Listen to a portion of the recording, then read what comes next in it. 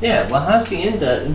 Like free ad, La Hacienda. If you're hearing this, you owe my pre-calc class.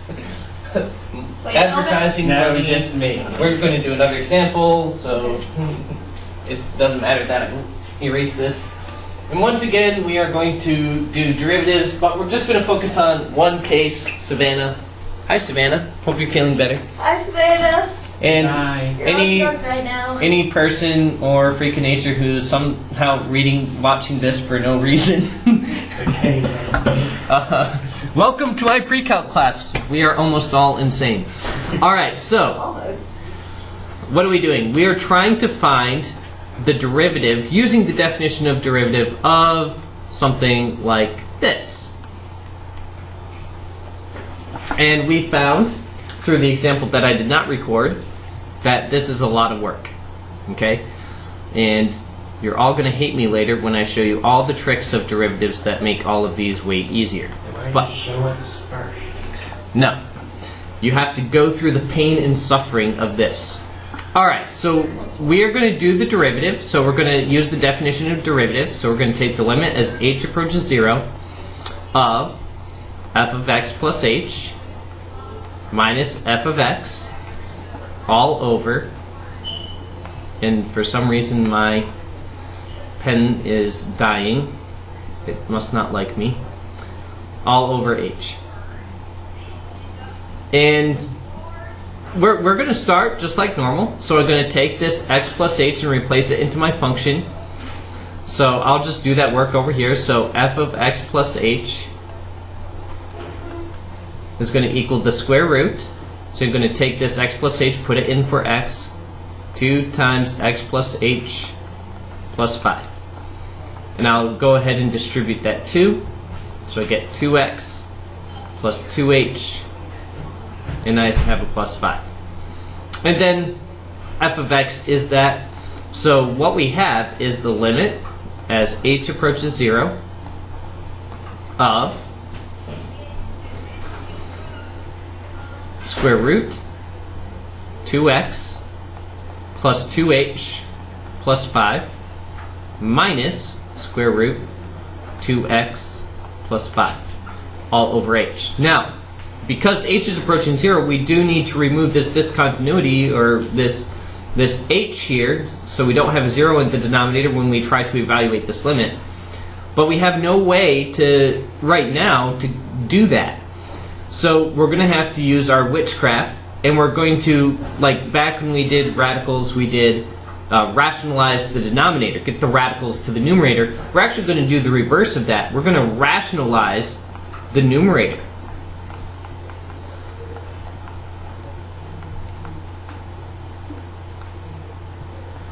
So I'm going to multiply by the conjugate of the numerator, and the conjugate of the numerator is going to be different in sign. So I copy it, but it's going to be different in sign. So what I'm going to end up doing is doing limit as h approaches 0 of 2x plus 2h plus 5 minus root 2x plus 5 times that whole thing, but different only in the sign in the middle, plus 2x plus 5. Now I can't just multiply the numerator by that, I have to multiply the denominator by that as well. Because this would be a 1, so I'm essentially multiplying by 1. Okay, so there we have that. And now we have to be very careful with our multiplication. Okay, so when we go to our multiplication, it would be this times both of these, and this one times both as well. So I'm going to get a root, this root times this root is I'm going to get root this stuff squared. So that's going to undo the radical. So I'm going to get in the numerator 2x plus 2h plus 5. That would be squared, and it's in the square root, so it undoes itself. And then I'm going to have this times that, and just to show what's happening, I have plus root 2x plus 5 times 2x plus 2h plus 5. And then when I go to do this one, I get the same thing, but it's going to be minus. So those cancel out. That's the whole idea of the rationalizing right there. So it's going to be the same.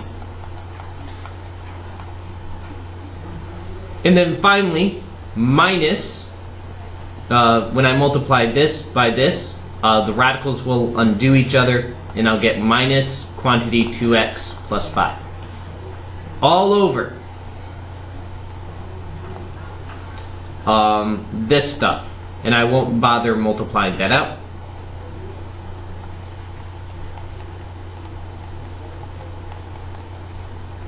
Because our hope is that the h's cancel, and they will. So what cancels so far? That's going to cancel, and then I'm going to distribute that negative. So I'm going to get a minus 2x, so those are going to cancel. I'm going to get a minus 5 right here, which will cancel that 5. So I'm left in the numerator with 2h. And in the denominator, I have h times quantity 2x plus 2h plus 5 plus root 2x plus 5. And I'm going to take the limit as h approaches 0. The h's now cancel. That was the whole idea. So when I evaluate this limit, I'm going to put 0 in for h right there. So that's going to become 0. So I have 2 over 2 root 2x plus 5 plus 2x plus 5. So those are going to be the same. So those are I'm going to have 2 of them. And those 2's will cancel. So I have a 1. So the derivative, f prime of x, is 1 over root 2x plus 5. Answer.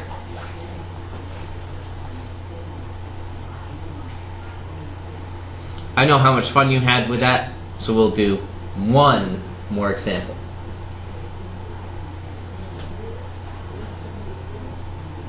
Everyone's still copying down because I talk and go way too fast. Slow down. No!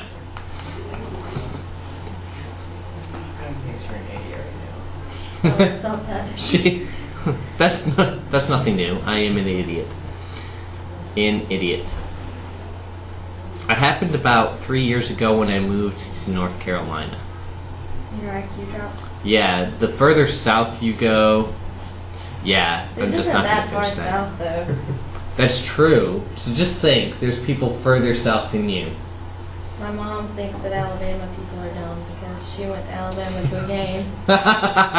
Well, that is why certain students, who we will not name, are going to a certain state that we will also not name, but is further south of here, because they will be the top of the class there.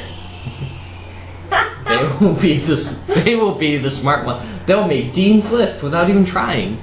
Like what would be the calculus class there? Today class we're learning how to add. Like there's some math doctorate professor at certain colleges, like this guy. We don't like him. Alright, probably will just show my videos to teach their calculus classes. Alright, let's do this one. I'd laugh if he actually makes the Dean's List. Why? Wow. Wow. Because then we can say that it's just because there's a bunch of dummies up there. So, we're going to find, we're going to answer 2 questions of this. We're going to find the instantaneous, I can't spell, rate of change. Does not have 2 T's. Leave me alone. Rate of change at x equals 6. We are also going to find the equation of the tangent line at x equals 6. So when we have this question of the tangent line, we'll start by using the point slope form. of a line, which is y minus y1 equals m times x minus x1. Such a useful formula. And right away, because I'm answering this question, I'm going to want to get my x1 and y1. Well, I know x1 is 6 because I'm told at this point. And to get y1, I need to put 6 into this formula. So if I put 6 into here, that's going to give me my y value. So 6 plus 3 is 9, and square root of 9 is 3. So I get y minus 3 equals m x minus 6. And we're going to use our derivative to find the slope of the tangent line, because derivative is simply slopes. So now we're going to find f prime of x. What is this? And I'm not going to show as many steps as we just did. But we are going to use the definition of derivative, so the limit as h approaches 0, f of x plus h minus f of x all over h. And we will put x plus h into this and rationalize the numerator. That way we'll be able to cancel the h's. So we're going to get root x plus h plus 3 minus root x plus 3 all over h. We will rationalize the numerator.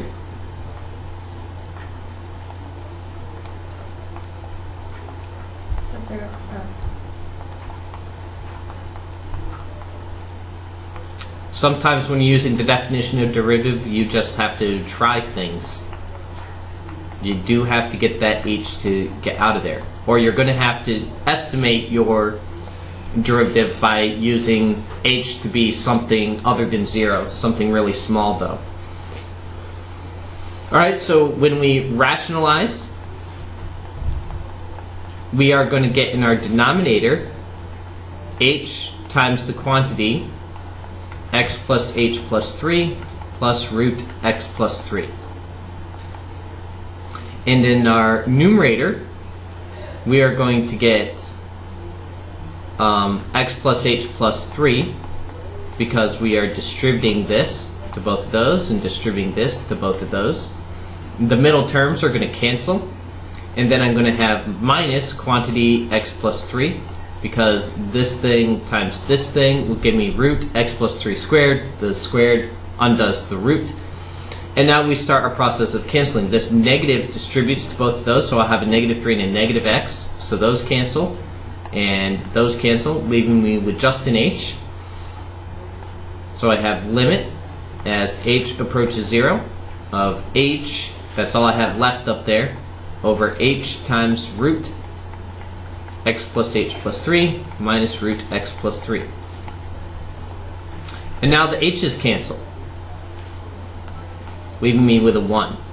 So my derivative, if I replace h with 0, is 1 over root x plus 3 minus x plus 3. Did I get a 0 down there? You changed the sign. Why did I change the sign? It should be a plus. Thank you. That should be a plus. I changed the sign. That's a plus. Should be a plus right there. So this is a plus. Well, I have 2 of those. So f prime of x is 1 over 2 root x plus 3. Now, I want, because I'm asked, well, what is the instantaneous rate of change at x equals 6? So I'm going to evaluate that at 6. So this is going to be square root of 9, which is 3. And 3 times 2 is 6. So 1/6. That actually is the slope also of the tangent line.